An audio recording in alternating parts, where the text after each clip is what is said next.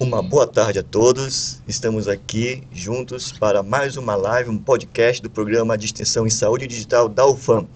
E hoje, no finalzinho do novembro, né? Estamos no finalzinho do Novembro Azul, mas vamos falar hoje justamente sobre o que é esse Novembro Azul, né? Então hoje vamos falar sobre o câncer de próstata, uma abordagem multidisciplinar.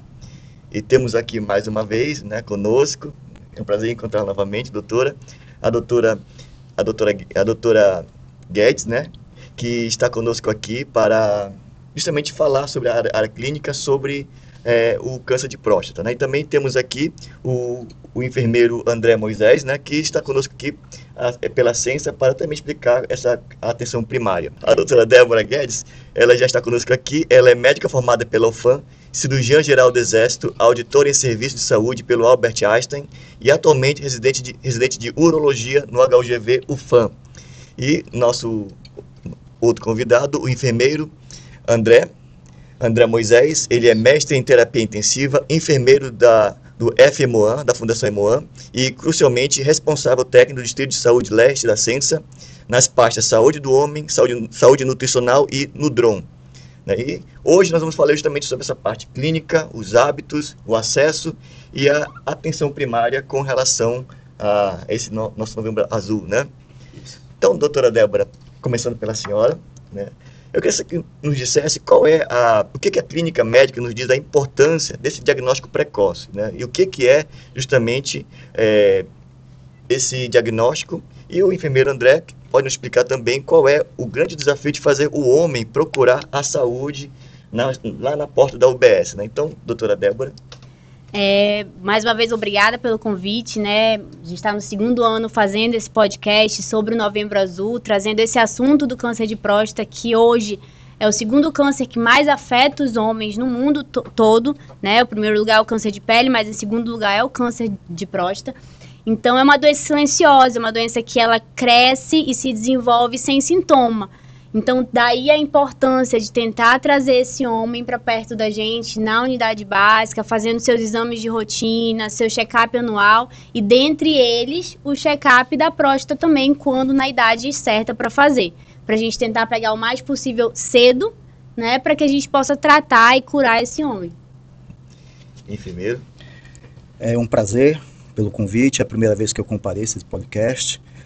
Vamos tentar dizer mais ou menos o que acontece, o maior objetivo e a maior dificuldade em trazer esse homem hoje a um atendimento médico na atenção primária à saúde está em duas barreiras fundamentais: a barreira sociocultural e a barreira organizacional dentro da saúde em si, tá? Dentro da barreira sociocultural tem aquele estigma, aquele preconceito da força, onde desde quando o homem nasce, ele é criado com aquele histórico: o homem não chora, o homem é forte, ele é autossuficiente. Então, ele não há aquele costume de fazer o cuidado de prevenção, de procurar a saúde em si pela sua natureza, porque mostra fraqueza.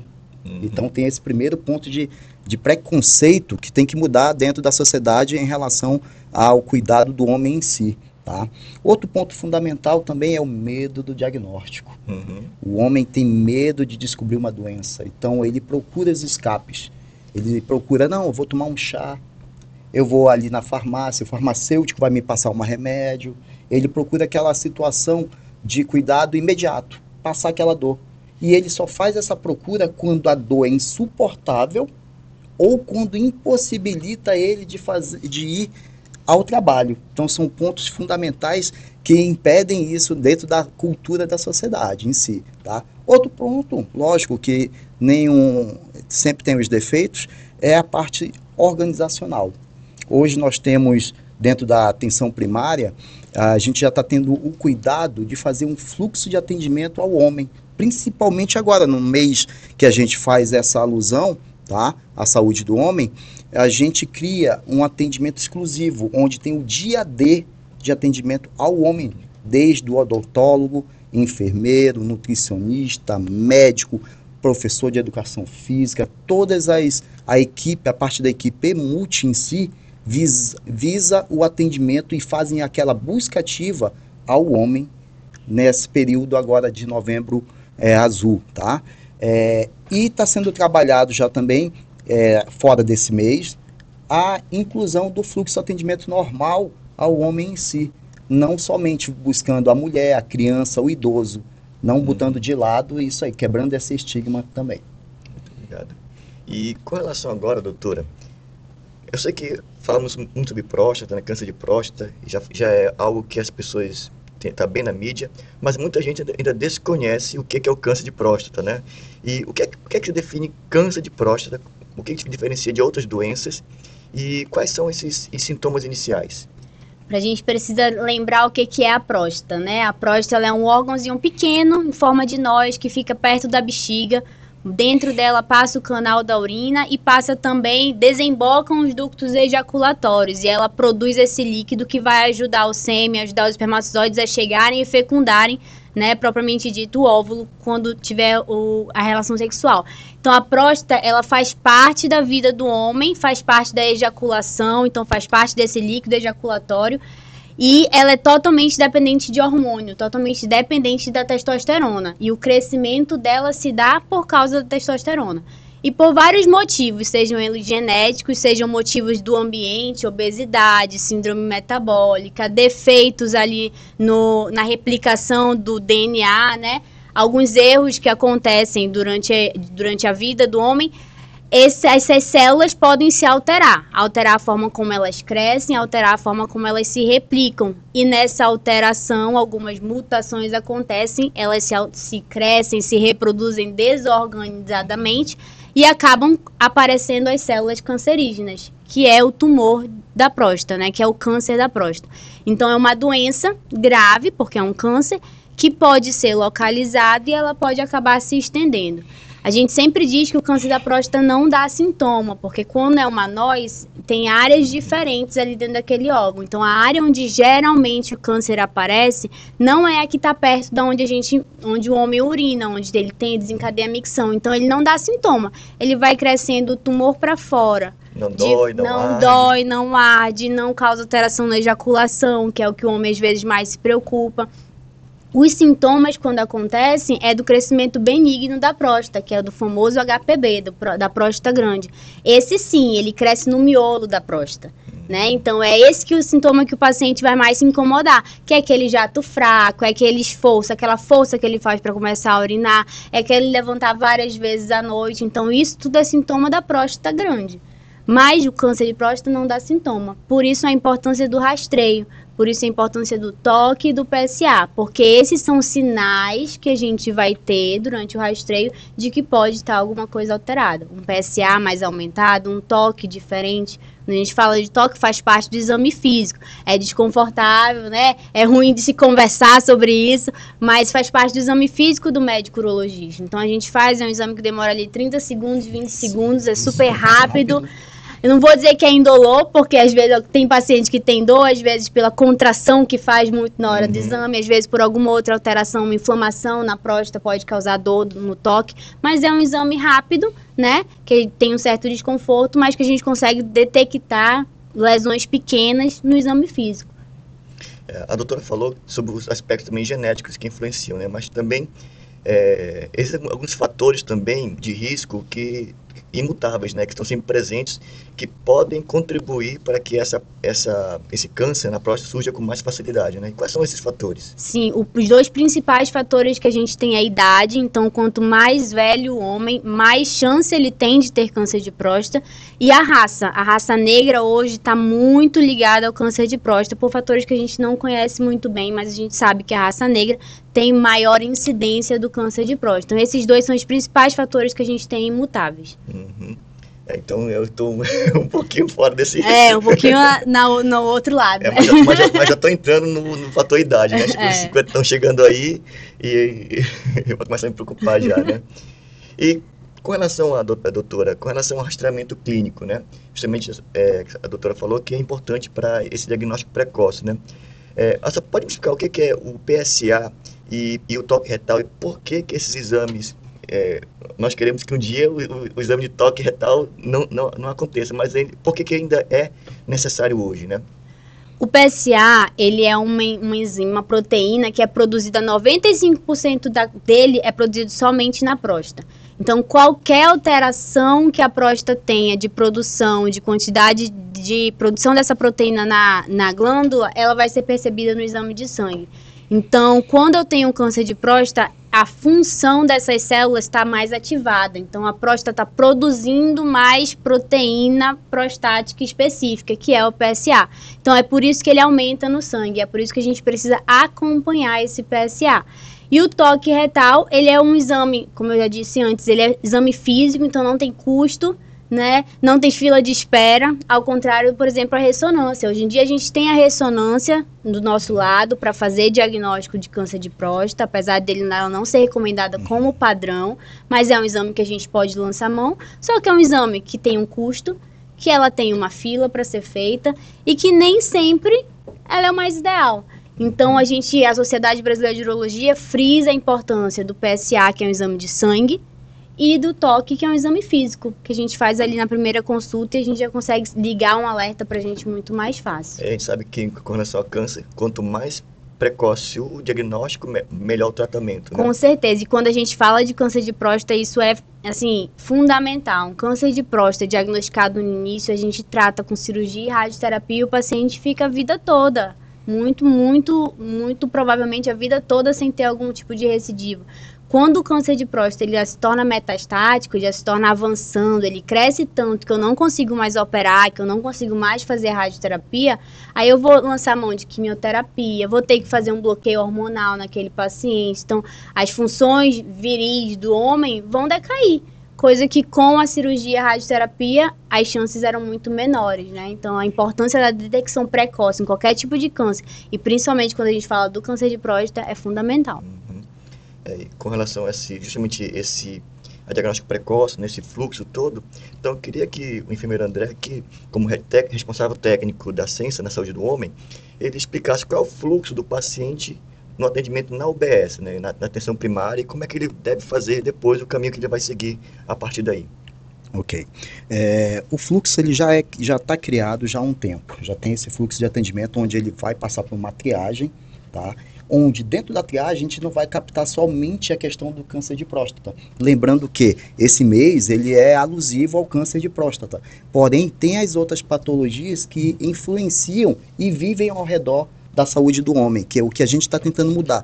Novembro Azul, tá, vamos dar uma alusão maior ao câncer de próstata. Porém, tem as doenças cardiorrespiratórias, tem as doenças metabólicas, tem as doenças mentais em si. Então, há necessidade de uma saúde mental, de um acompanhamento da parte cardiológica e da saúde geral em cima do homem, tá?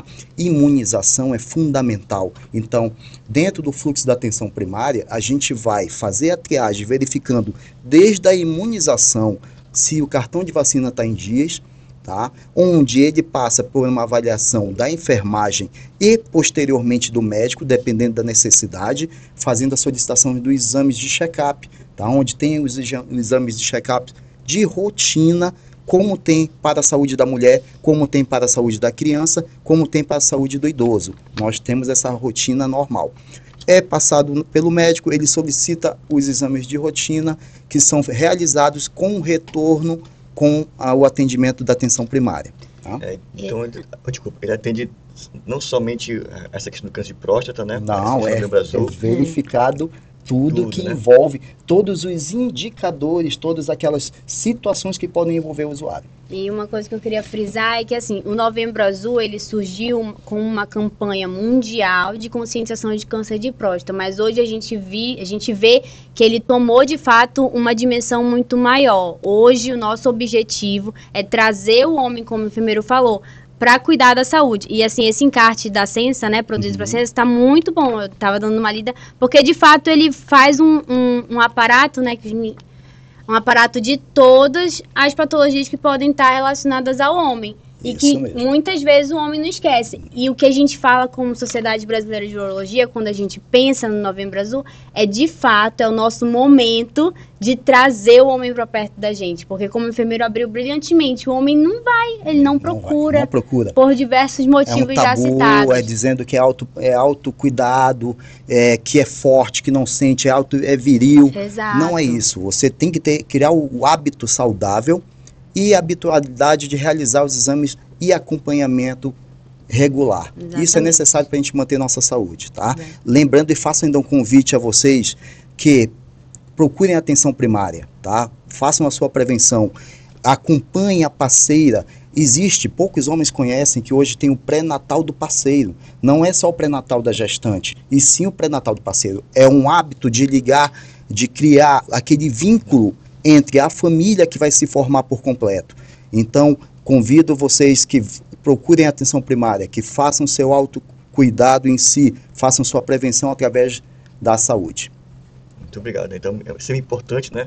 Porque justamente nós homens, né, temos uma dificuldade de pedir ajuda, uma dificuldade também de buscar essa ajuda médica. Nós vemos que quem mais procura são as mulheres, né? Isso. Os homens, infelizmente, têm essa tendência, né?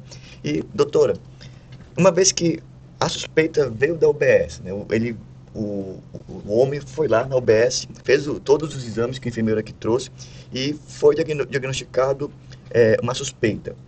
E aí, o que a urologia ela faz para confirmar esse diagnóstico, né? E o que é essa biópsia também? Pode explicar? Geralmente, para a gente fazer um diagnóstico de câncer de próstata, a gente precisa ter a biópsia, né? E a gente faz a biópsia em casos de PSA alterado ou exame do toque retal alterado. Então, a gente precisa ter pelo menos 2 a 3 amostras de PSA, lembrando que como o PSA é uma proteína que ela sai ali da próstata, então, às vezes, um esforço físico intenso aumenta o PSA, uma relação sexual ali 2, 3 dias antes da coleta do PSA altera o PSA. Então, a gente tem que ver todo esse contexto que foi coletado esse PSA para saber se essa alteração é fidedigna ou não. Então, a gente precisa ter uns 2 ou 3 amostras de PSA ou um toque retal alterado.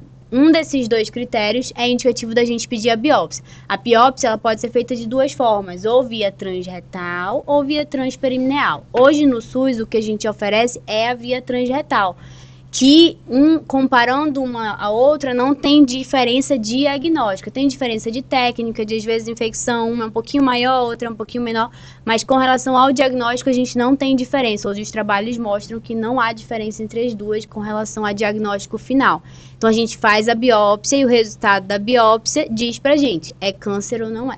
E aí, dependendo se for câncer, a gente pode estadiar esse paciente, ver em que grau tá, se tá localizado na glândula ou se ele já tá espalhado.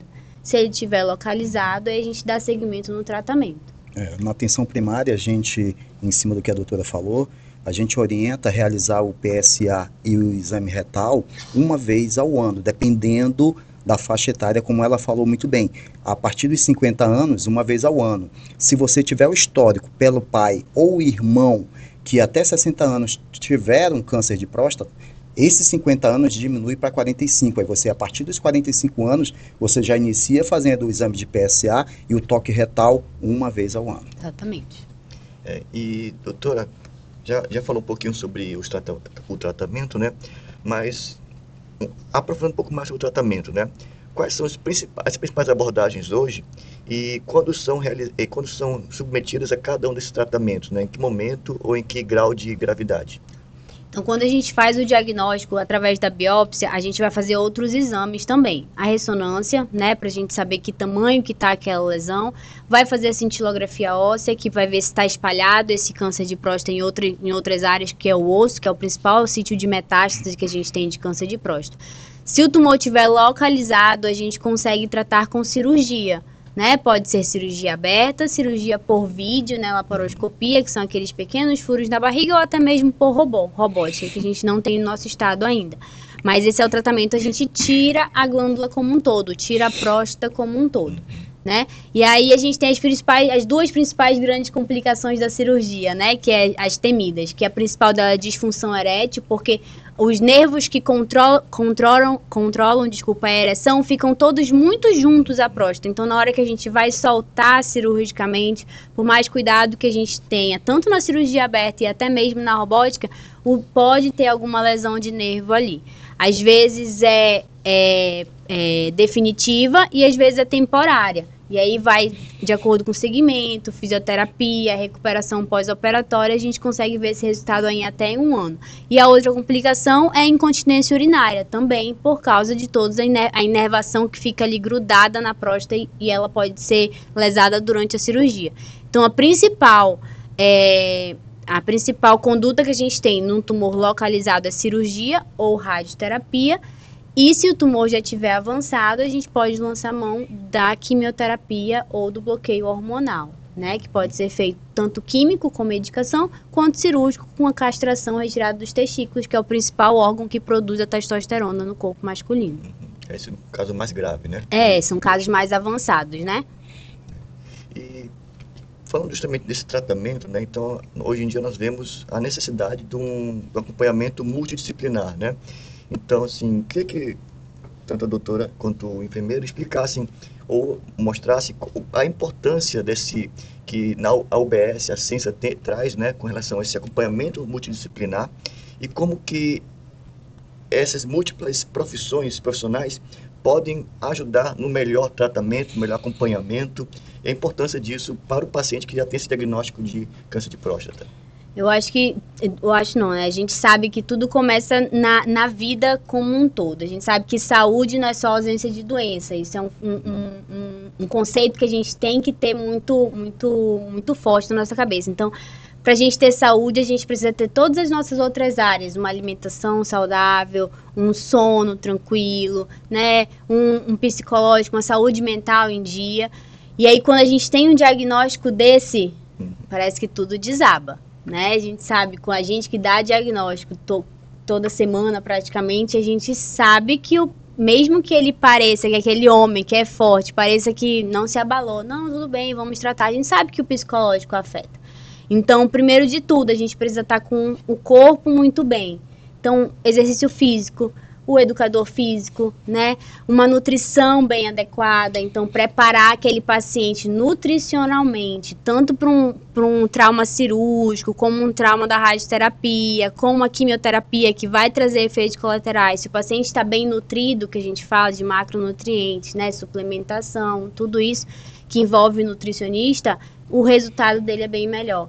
Psicólogo, super importante, tanto no momento do diagnóstico, de alinhar expectativas com relação ao tratamento, com relação às complicações do tratamento e manejo dessas complicações também fundamental. E o fisioterapeuta, que é nosso braço direito no pós-operatório, tanto fisioterapia respiratória, fisioterapia motora, fisioterapia pélvica, para trazer essa volta da continência, essa melhora da disfunção erétil mais precoce. A gente vê que é completo, né? Porque o paciente vai passar pelo trauma, tanto físico do tratamento, quanto mental da notícia. Então, esse acompanhamento multidisciplinar é fundamental. Hoje, na atenção primária, nós temos unidades de porte 4. Então, são unidades que têm as equipes EMUT, tá? Onde tem nutricionista, psicólogo, fisioterapeuta, professor de educação física, farmacêutico, médico, enfermeiros. Então, eles estão preparados para acolher essa população, tanto mesmo pós-operatório. Vou puxar um outro assunto rápido só para citar. Nós estamos já trabalhando com os pós-operatórios de bariátrica. Então, tem as unidades referentes com essas equipes EMUTs, onde eles fazem o procedimento e vão ser acolhidos pela equipe EMUT. A mesma situação após o procedimento de retirada de próstata. E esse atendimento, essa atenção multidisciplinar, ela já é automática pelo paciente ou ele tem que buscar ele vem encaminhado, né, pela atenção terciária após o procedimento, assim como funciona com os outros procedimentos cirúrgicos, ele é encaminhado, referenciado dentro da área dele. Vou citar a Zona Leste, que é a área que eu sou responsável.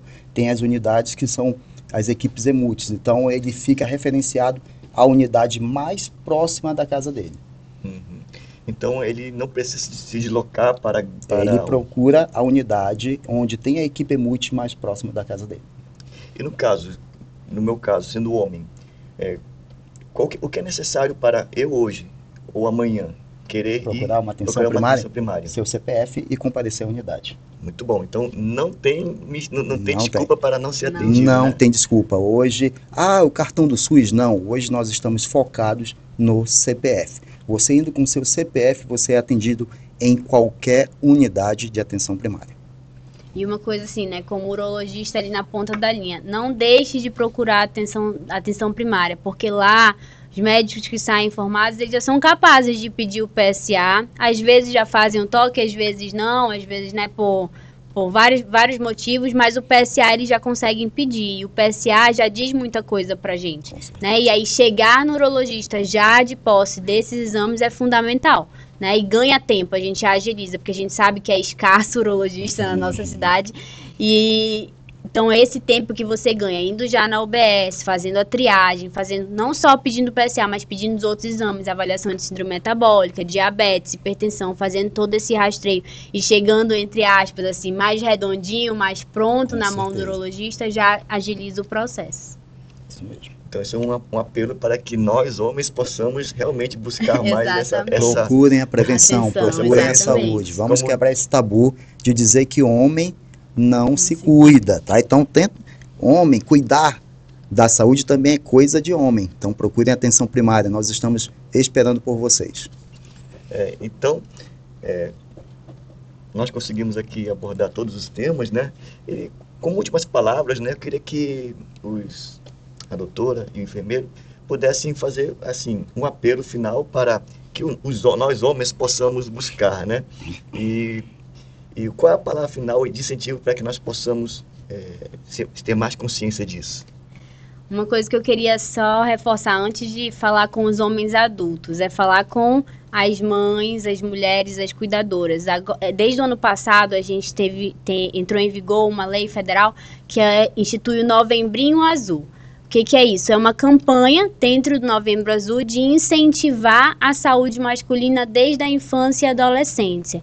Então, o tema desse ano era que a saúde do homem se constrói na infância e na adolescência. Justamente para isso, para a gente tentar quebrar essa cadeia, tentar trazer o homem, o menino, o adolescente ao cuidado com a saúde desde a infância, passando pela adolescência, para quando a gente chegar no homem adulto, isso já ser natural, isso já fazer parte da rotina de cuidado dele anual. Assim como as mulheres têm que vão na adolescência, vão no ginecologista na primeira menstruação, os homens, como a gente não tem esse marco tão específico, né? A gente não tem um marco que divide as crianças, os meninos dos homens, só a paternidade, nem sempre, né?